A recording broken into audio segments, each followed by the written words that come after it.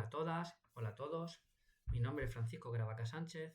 Soy profesor titular en el Departamento de Trabajo Social y Servicios Sociales de la Universidad de Alicante y junto a mi compañero y compañera Víctor Jiménez y María Aragonés tenemos el placer de presentar la comunicación titulada Burnout y Bienestar Emocional en los Servicios Sociales de Atención Primaria en la Comunitat Valenciana.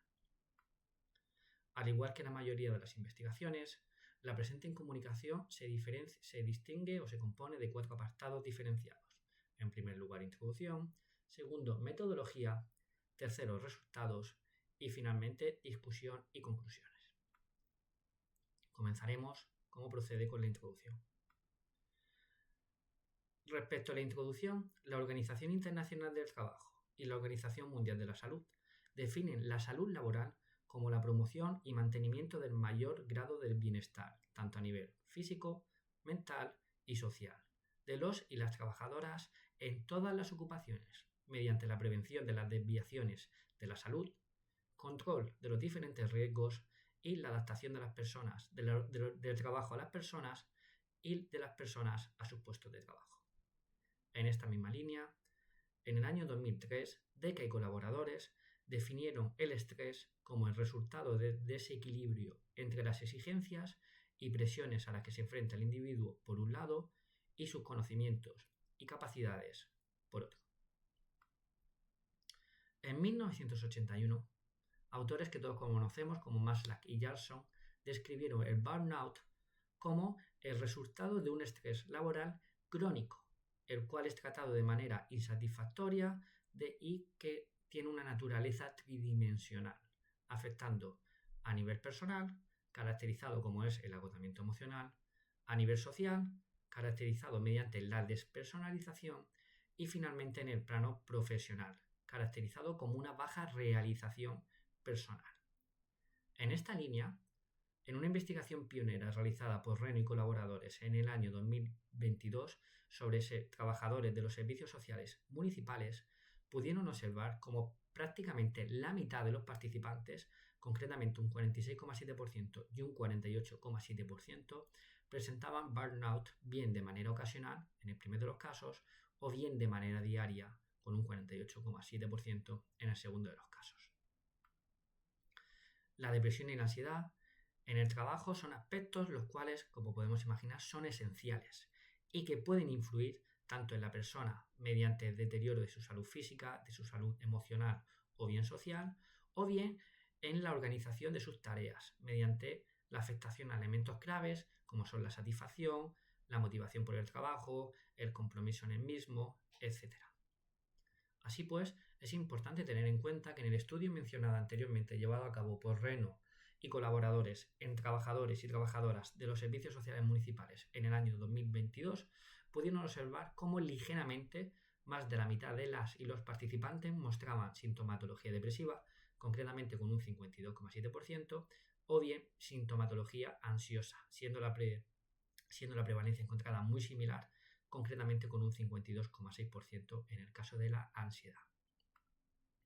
En función de la literatura analizada y mencionada anteriormente, el objetivo de la presente investigación consiste en describir el burnout y el estado de salud laboral en los servicios sociales de atención primaria, caracterizado concretamente mediante el bienestar emocional y relación con el trabajo, para así poder proporcionar evidencias empíricas que sirvan para formular propuestas de mejora en dichas áreas.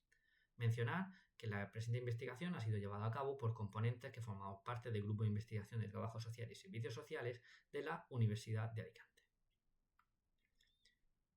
A continuación, comenzaremos con el segundo bloque, correspondiente el mismo a la metodología.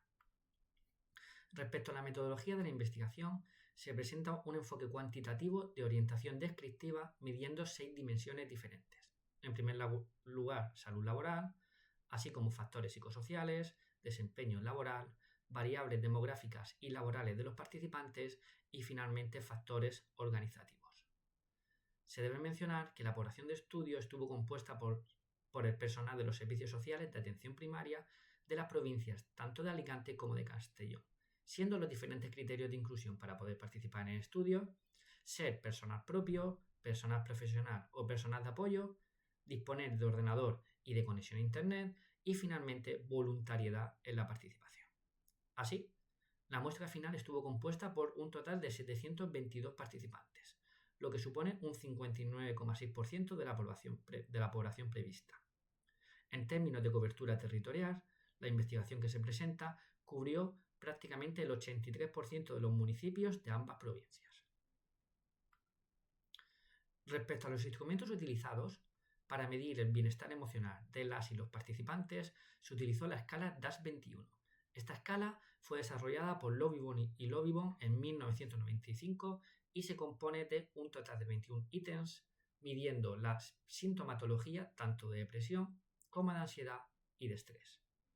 Para medir la presencia de burnout, se utilizó la escala mundialmente conocida como el MBI, desarrollada por Maslach y colaboradores en 1996.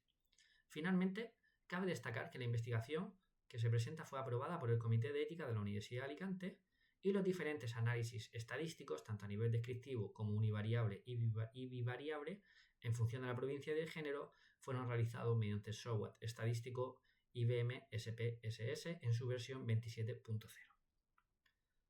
A continuación vamos con el tercer bloque, que corresponde al apartado de resultados.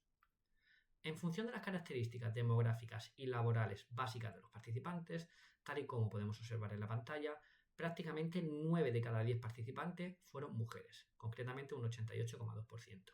En función de la edad media de estas participantes, fueron de 45,7 años, con una experiencia media en los servicios sociales de atención primaria de 11,5 años.